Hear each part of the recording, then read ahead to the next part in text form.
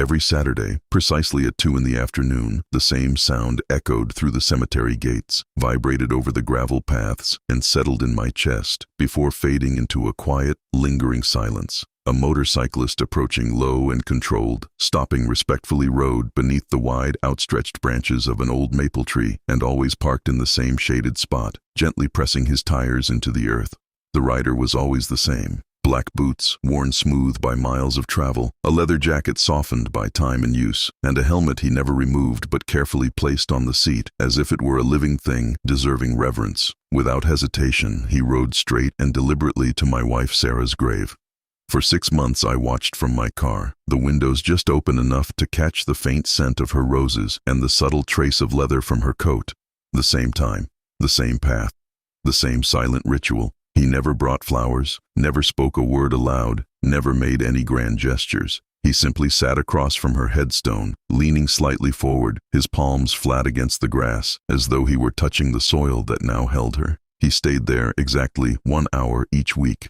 At the end, he would place one hand flat against the marble, close his eyes, and exhale, a sigh trembling with grief. I recognized that sound all too well.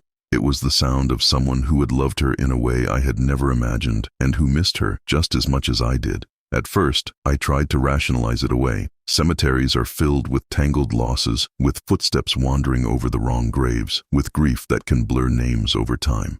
I told myself he must have made a mistake, confused my wife's grave with someone else's, perhaps a friend or a relative, someone I couldn't see from where I stood. But when the next Saturday came, and the Saturday after that, and the Saturday after that, that explanation crumbled under the weight of repetition.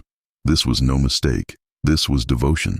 And slowly, that realization settled into a sharp, uncomfortable place within me. Questions began to multiply, eventually turning into accusations I didn't want to face. Who was he to my wife? How did he know her? Why was he more devoted than some of her own family? My grief became suffocating.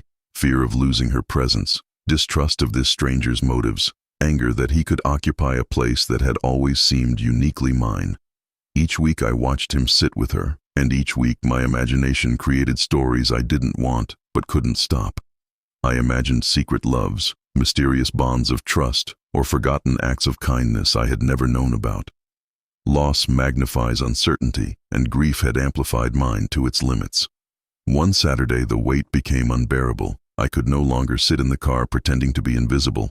I stepped out, the sound of gravel beneath my shoes louder than I had expected, and walked toward him, rehearsing the confrontation in my mind, with a voice sharper and angrier than I intended. With each step, the questions I had held back grew more intense, demanding answers I believed might somehow repair the chaos his presence had stirred in my chest.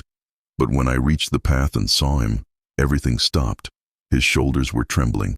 Silent tears streamed down his cheeks, catching the sunlight yet restrained, as if he didn't want to disturb the dead.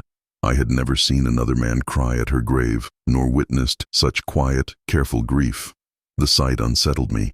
All the anger I had built dissolved instantly into confusion, astonishment, and something dangerously close to shame. Without saying a word, I turned and walked back to my car, my hands gripping the steering wheel until my knuckles ached. I couldn't sleep that night. I lay awake, letting my thoughts drift through every possible scenario. Someone she had been with, a friend she had comforted, someone she had loved in silence. Every possibility making my heart race. By morning, my exhaustion had hardened into determination.